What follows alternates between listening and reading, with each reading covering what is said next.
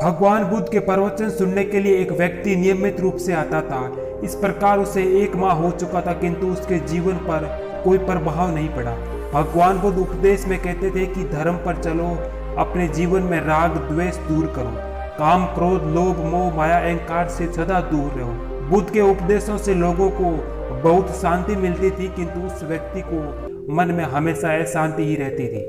एक दिन उसने बुद्ध के पास जाकर पूछा, हे प्रभु, 1 मास से आपका उपदेश सुन रहा हूँ, किंतु उसका तनिक भी मेरे ऊपर असर नहीं पड़ रहा है। मेरा आचरण उसी प्रकार से चल रहा है जैसे पहला चल रहा था। मैं बहुत परेशान हूँ, मुझे क्या करना चाहिए। बुद्ध उनकी बात सुनकर बोले, तुम कहाँ के रहने वाले हो? उसने कहा, मैं सरस्वती का रहने वाला हूँ। बुद्ध ने आगे पूछा, ये यहाँ से कितना दूर है?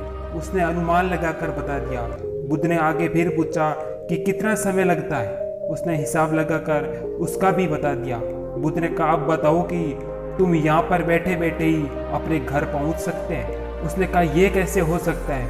वहाँ पहुँचने के लिए चलना होगा, तभी पहुँच पाएंगे। जैसे ही चलने पर ही पहुँचा जा सकता है, वैसे ही अच्छी बातों पर अमल करने से ही लाभ मिलता है। हे प्यारे, तुम मेरे ज्ञान के साथ साथ अपने कर्म को जोड़ दो, तुमको सफलता अवश्य मिलेगी। उस व्यक्ति को अपनी गलती समझ में आ गई।